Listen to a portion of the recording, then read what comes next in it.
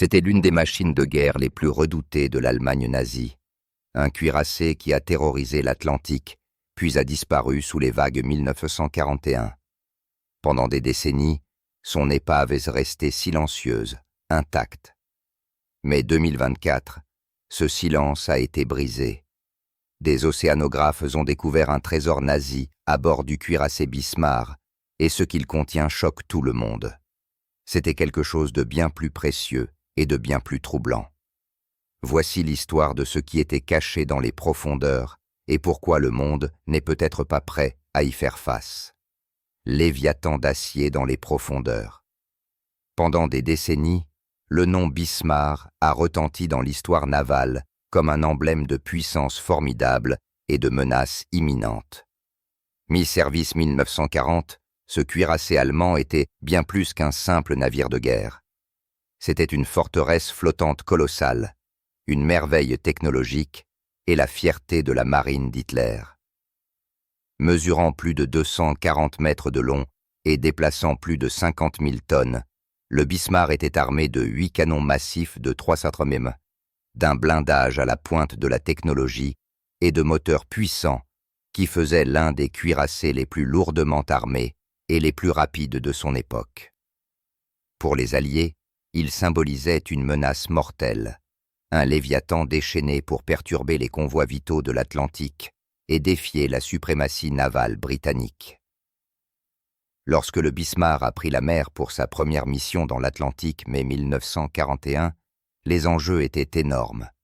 Son objectif était clair: pénétrer dans l'Atlantique, perturber les lignes de ravitaillement et semer le chaos parmi les Alliés. Ce qui a suivi fut une poursuite navale cataclysmique devenue légendaire.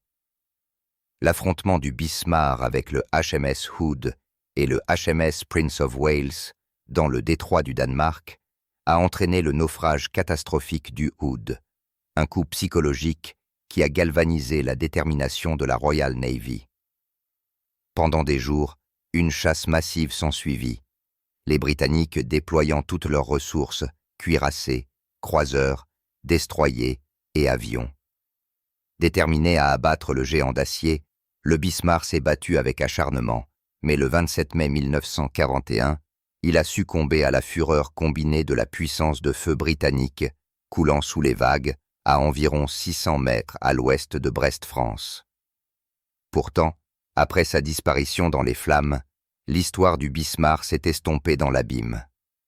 Son épave se restait silencieuse, enveloppée dans l'obscurité glaciale des fonds marins de l'Atlantique à une profondeur stupéfiante de près de 4500 mètres, inatteignable et oubliée pendant des décennies. Ce n'est que 1989 que l'explorateur légendaire Robert Ballard, célèbre pour sa découverte du Titanic, a percé le voile de l'océan pour localiser le lieu de repos final du Bismarck. Son expédition a fourni des images et des données révolutionnaires, suscitant une fascination renouvelée.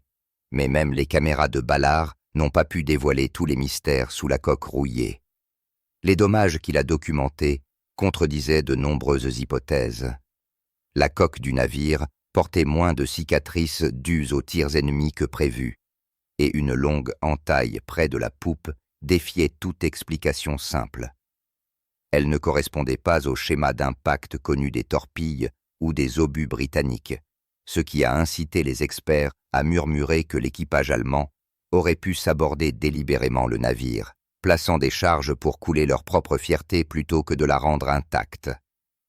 La question obsédante persistait. Quelle était la nature des secrets que les Allemands étaient désespérés de cacher sous les vagues? S'agissait-il simplement d'empêcher la technologie du navire de tomber entre les mains des Alliés, ou y avait-il quelque chose de plus? Pendant des décennies, ces questions ont pris la poussière, l'Atlantique froid gardant ses secrets dans un silence impénétrable. Théories acier et silence. L'histoire du Bismarck, ce majestueux Léviathan d'acier, fascine les historiens, les passionnés de marine et les théoriciens du complot depuis des décennies. Même sans nouvelle découverte d'épave, le dernier voyage du cuirassé continue de résonner dans l'histoire navale comme un mystère non résolu, enveloppé de fumée et de feu. Au cœur de ces débats se trouve l'énigme fondamentale. Le Bismarck a-t-il été coulé par la force implacable de la Royal Navy? Ou son propre équipage lui a-t-il porté le coup de grâce, le sabordant délibérément? Le récit de la Royal Navy est simple et dramatique. Un raz-de-marée naval écrasant a anéanti le géant allemand avec une tempête d'obus et de torpilles dans l'Atlantique glacial. Pourtant, des décennies plus tard, ce récit a rencontré un challenger inattendu 1989 lorsque Robert Ballard, l'océanographe légendaire qui a localisé le Titanic, a plongé dans l'abîme où reposait le Bismarck. Les images de Ballard ont révélé quelque chose d'inattendu. La coque externe portait beaucoup moins de dommages que ce que l'on aurait pu prévoir après avoir subi des heures de bombardements brutaux. Il n'y avait aucune brèche catastrophique sous la ligne de flottaison, aucun signe de quille fracturé. Au lieu de cela, l'épave a révélé des effondrements structurels internes, des dommages correspondant à des explosions violentes provenant de l'intérieur du navire lui-même.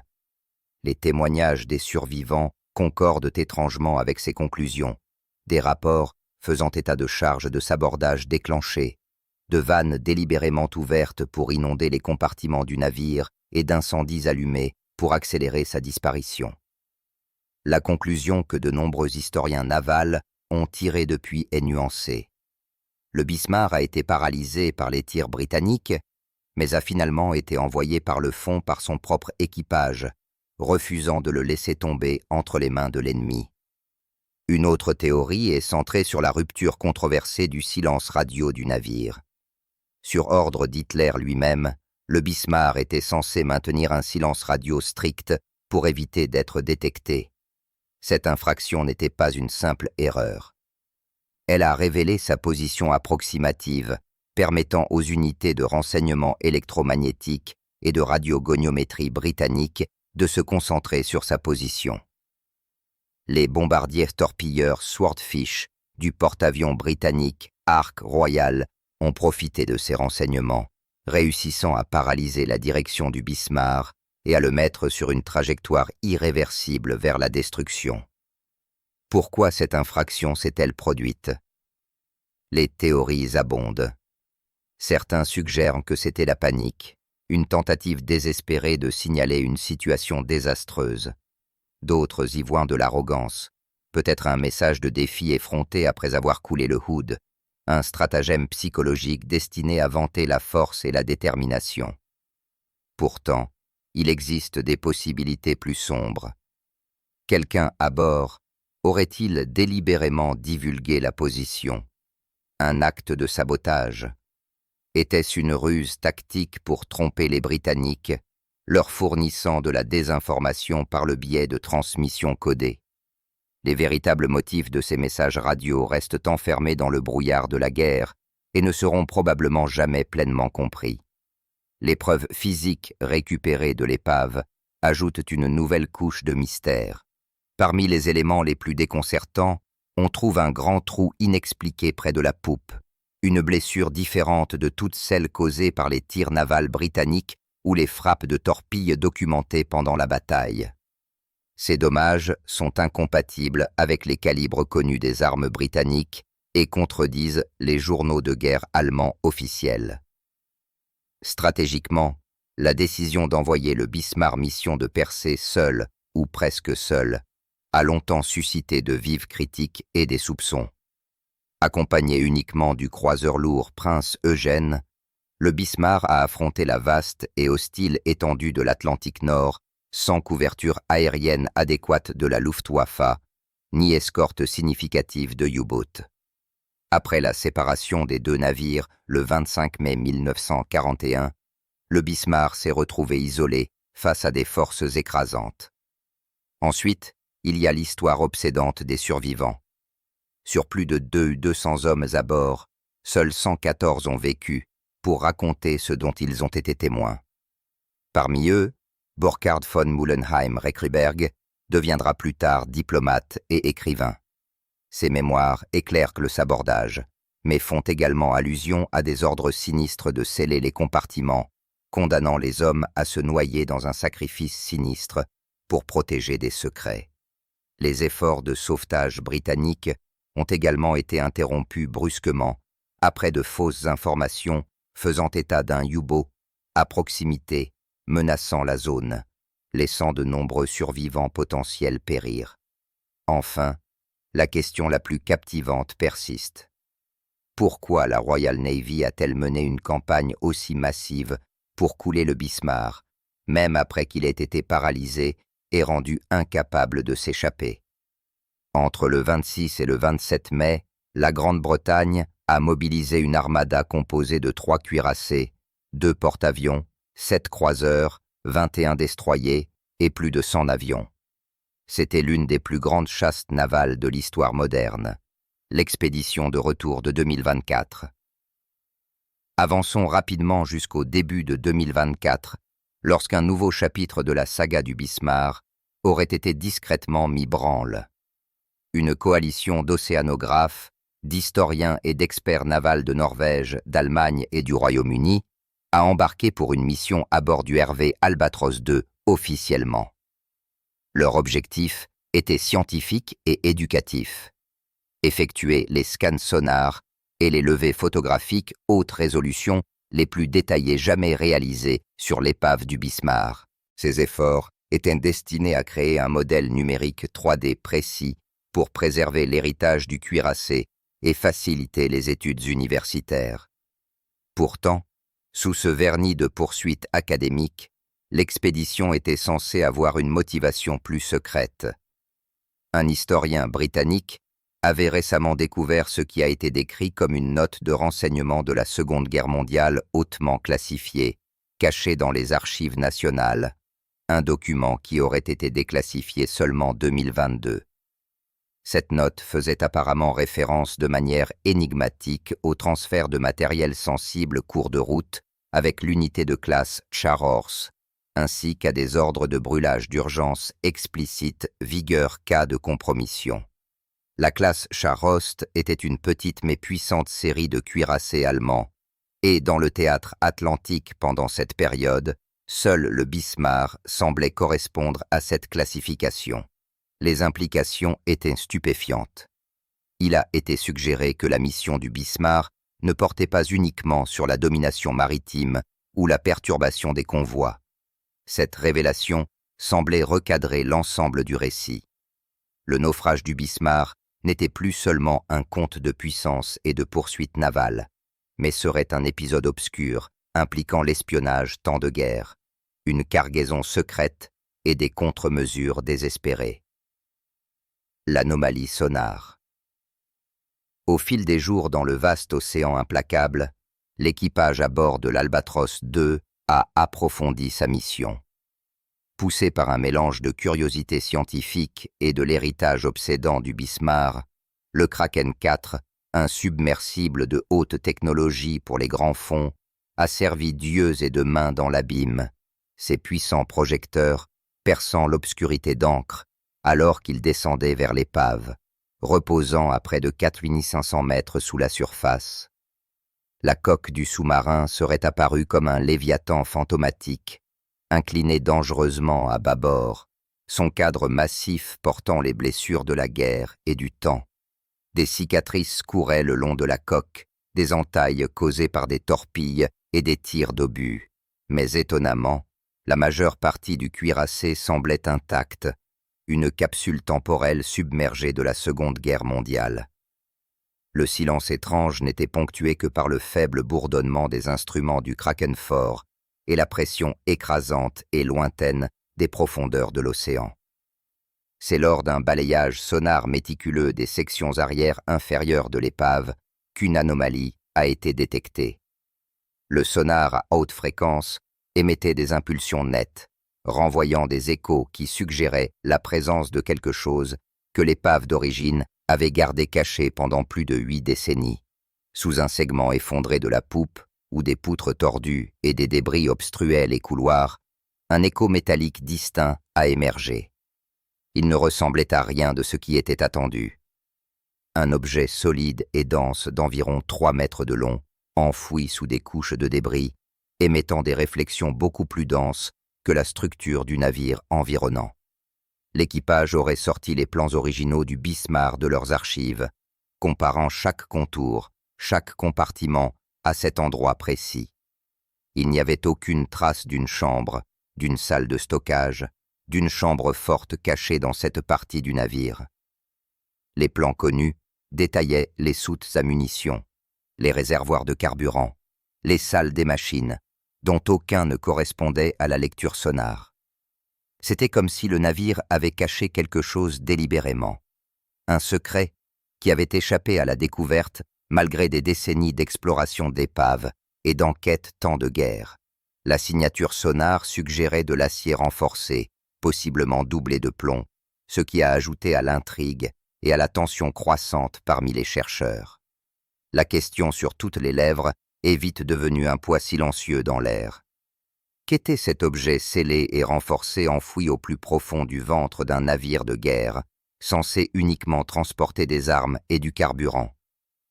Pourquoi avait-il été caché sous les décombres, hors de portée du sauvetage traditionnel? S'agissait-il d'une cache oubliée de matériaux stratégiques ou de quelque chose d'entièrement différent? Percer l'histoire, les jours suivants ont transformé l'expédition d'une plongée archéologique, une enquête médico-légale, à enjeu élevé. Chaque moment passé près de l'anomalie était péniblement lent. Chaque manœuvre calculée avec précision. L'équipe a déployé les appendices robotiques avancés du Kraken 4, des bras titane élégants, capables d'opérations à la fois délicates et puissantes dans les profondeurs écrasantes. Le métal entourant l'anomalie sonare aurait résisté à leurs efforts au début, se révélant être une barrière formidable composée d'acier-couche renforcée d'une doublure plomb. Ce n'était pas une simple armure de construction navale, c'était un cocon protecteur apparemment conçu pour protéger ce qui se trouvait à l'intérieur, non seulement des dommages physiques, mais potentiellement des rayonnements ou des instruments de détection. L'implication était glaçante. Quelqu'un semblait avoir l'intention de garder le contenu secret et intact quoi qu'il arrive. Petit à petit, les bras robotiques se sont frayés un chemin à travers les couches, coupant et soulevant l'enceinte pièce par pièce, avec une minutie extrême. On disait que le conteneur n'était pas soudé au cadre du navire, mais plutôt boulonné solidement place, une unité interne qui devait avoir été installée lors de l'équipement final du navire. D'une manière ou d'une autre, dans le chaos de la bataille et l'effondrement subséquent des ponts supérieurs, ce conteneur avait été enfoui sous des tonnes d'acier et de débris, restant caché et intact. Finalement, après des heures de travail lent et méthodique, la caisse a été libérée. Prenant soin de ne pas perturber son contenu, les bras robotiques l'ont soulevé vers le haut, à travers la colonne d'eau jusqu'au navire de surface qui attendait au-dessus. Une fois à bord de l'Albatros 2, l'atmosphère serait devenue tendue d'anticipation, alors que les spécialistes se préparaient à évaluer la caisse mystérieuse. Les moniteurs de rayonnement ont commencé à émettre des bips doucement, puis à s'intensifier, une indication claire que ce qu'il y avait à l'intérieur émettait un rayonnement ionisant, bien que pas à moins. C'était suffisant pour déclencher des protocoles hazmat immédiats, et l'équipe a enfilé un équipement de protection, scellant la caisse dans une chambre de confinement pour une étude toute sécurité. À l'intérieur de la salle de contrôle, où la tension montait depuis des heures, une voix étouffée a brisé le silence. C'est choquant. Le moment où la caisse a finalement été amenée à la surface aurait été lourd d'anticipation. Après avoir été soigneusement hissée du fond de l'océan, elle a été déplacée dans une tente de confinement pressurisée, spécialisée conçue pour maintenir un environnement étanche à l'air et à température contrôlée. Toutes les précautions ont été prises pour éviter la contamination ou les dommages. Le poids de l'histoire reposait sur ce moment fragile. Alors que les joints extérieurs étaient prudemment rompus, le premier aperçu à l'intérieur a stupéfié toute l'équipe. Apparemment, il y avait des rangées et des rangées de lingots d'or étincelants remplissant la caisse. Chacun méticuleusement empilé, presque comme s'ils avaient été délibérément conservés pour être découverts. Le métal brillait d'un lustre profond et riche, malgré des décennies sous l'eau. Chaque barre était prétendument estampillée bien évidence avec le Reichsadler, l'aigle nazi indubitable, et dessous, un emblème de la croix gammée qui a refroidi l'air. Ce n'étaient pas n'importe quel lingot d'or. Ceux-ci portaient les marques de la frappe officielle nazie, mais leurs numéros de série ont déconcerté les experts. Dessous se trouvait un ensemble de conteneurs, contrairement à tout ce que l'équipe de récupération avait prévu. Fabriqué Bakelite, le premier plastique à la pointe de la technologie dans les années 1940, ces conteneurs étaient conçus pour être à la fois étanches et résistants à l'huile. Ils étaient lisses, cylindriques et hermétiquement scellés, leur surface estampillée du symbole emblématique de la croix de fer et clairement marquée avec les années 1940 et 1941. Le savoir-faire était précis, un mélange parfait d'utilité industrielle et de protection secrète. À l'intérieur de ces conteneurs scellés se trouvaient des liasses de documents, certains des rouleaux étroitement enroulés, d'autres des paquets soigneusement pliés. Les papiers étaient étonnamment bien conservés, intacts par l'humidité ou la décomposition. L'encre est restée vive, le parchemin ou le papier fin croustillant. Certains documents étaient dactylographiés dans l'écriture méticuleuse des machines à écrire allemandes de l'époque, tandis que d'autres étaient manuscrits dans les traits angulaires, ornés de l'écriture gothique, presque comme s'ils avaient été écrits pour être cachés à la vue de tous. Les traductions commencent. Une fois les documents sécurisés, la mission aurait accéléré vers sa prochaine phase. Sous ce qui a été décrit comme les mesures de sécurité les plus strictes, les caisses et leur contenu ont été transférés dans un laboratoire médico-légal conjoint à Berlin. Cet emplacement a été choisi non seulement pour sa technologie de pointe matière de conservation, mais aussi parce qu'il abritait certains des plus grands historiens militaires et experts linguistiques du monde. On comprenait que les enjeux étaient extraordinairement élevés pour percer les secrets qui pourraient être figés dans ces pages fragiles et cassantes, et pour révéler des vérités longtemps dissimulées sous des couches d'histoire, de propagande et de silence. Des équipes d'historiens et de linguistes, dont beaucoup se sont spécialisés dans les archives militaires allemandes, se seraient rassemblées et auraient travaillé 24 heures sur 24.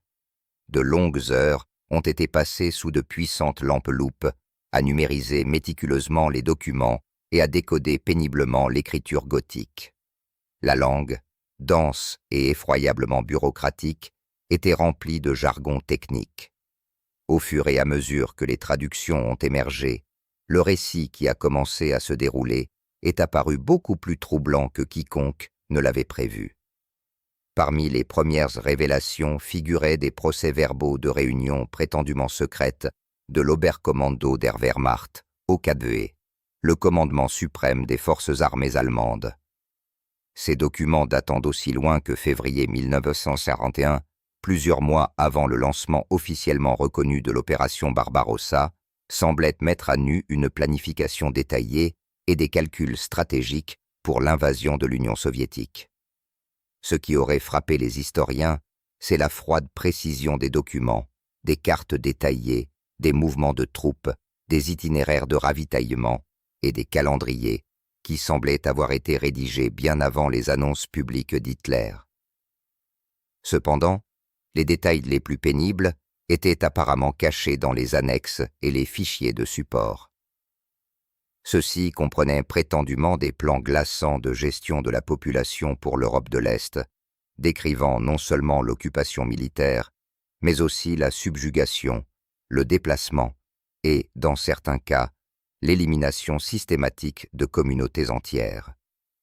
Les documents semblent calculer la valeur économique des territoires, se concentrant spécifiquement sur l'exploitation des terres agricoles fertiles de l'Ukraine et de la richesse minérale de la Biélorussie, révélant une guerre profondément liée à l'extraction des ressources et à la colonisation à long terme.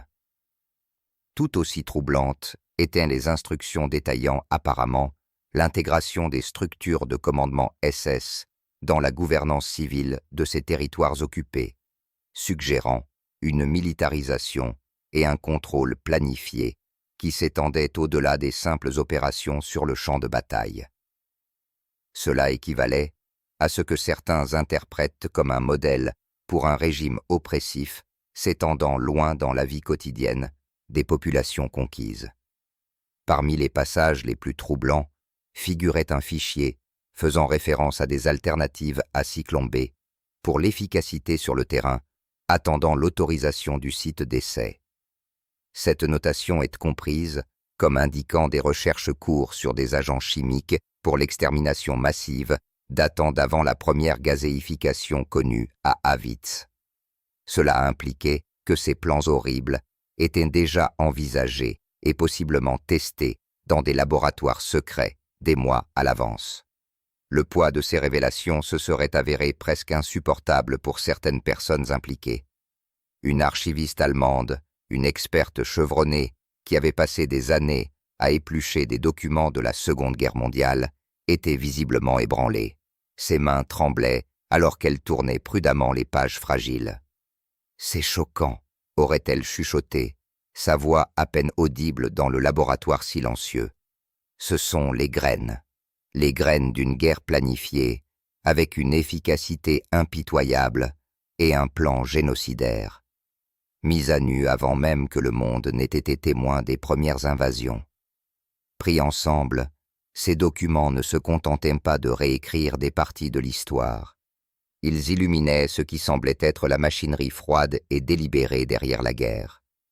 Ils révélaient une stratégie préméditée de conquête, d'exploitation et d'extermination. Beaucoup plus systématique et avancée qu'on ne le pensait auparavant, il semblait que le passé attendait patiemment que ces pages parlent enfin.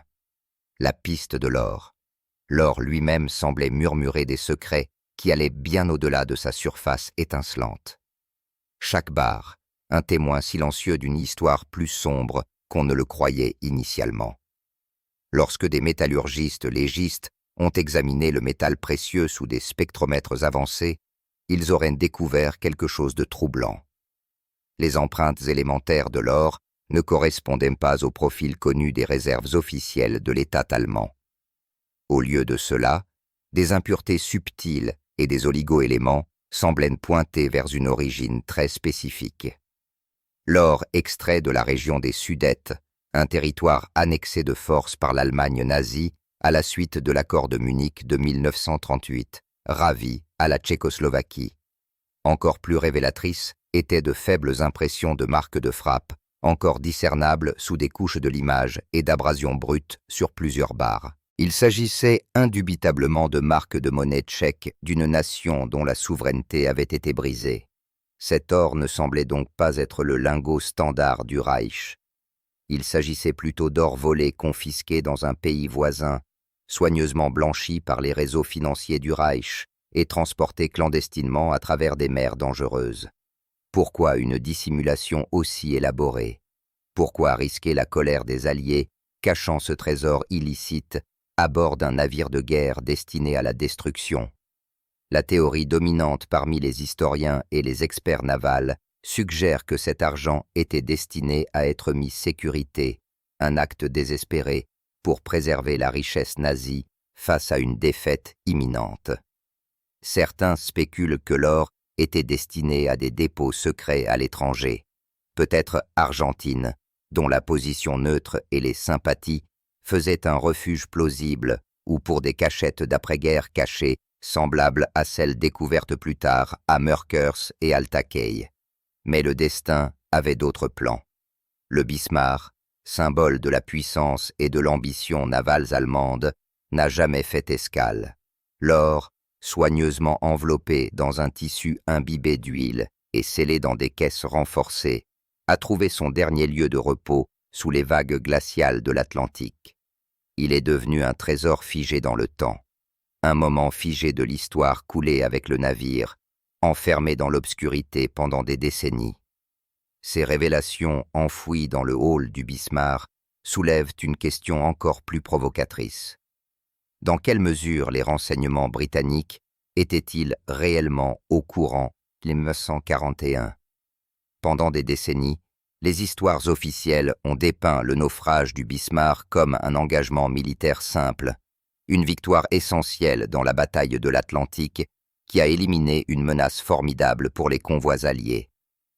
Pourtant, des dossiers nouvellement déclassifiés publiés 2022, après des années de silence archivistique, suggèrent une couche beaucoup plus complexe et secrète à l'histoire.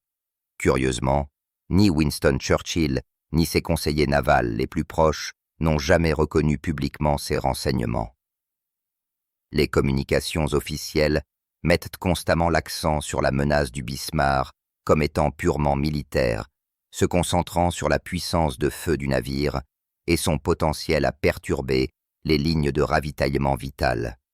Même après que les batteries principales du Bismarck aient été réduites au silence, l'ordre implacable de le couler à tout prix est resté inébranlable. Cela a conduit certains experts à conclure que la détermination du gouvernement britannique allait au-delà de simples tactiques navales. La décision d'anéantir le Bismarck était probablement motivée par un besoin désespéré d'empêcher ces documents sensibles de tomber entre les mains de l'ennemi ou de pays neutres, d'effacer les preuves qui auraient pu compromettre les opérations de renseignement ou les secrets de guerre. Se pourrait-il que les renseignements britanniques aient rassemblé suffisamment d'informations pour se rendre compte que les enjeux étaient bien plus importants qu'un simple cuirassé, parce que les océanographes découvrent un trésor nazi à bord du cuirassé Bismarck et que ce qu'il contient choque tout le monde.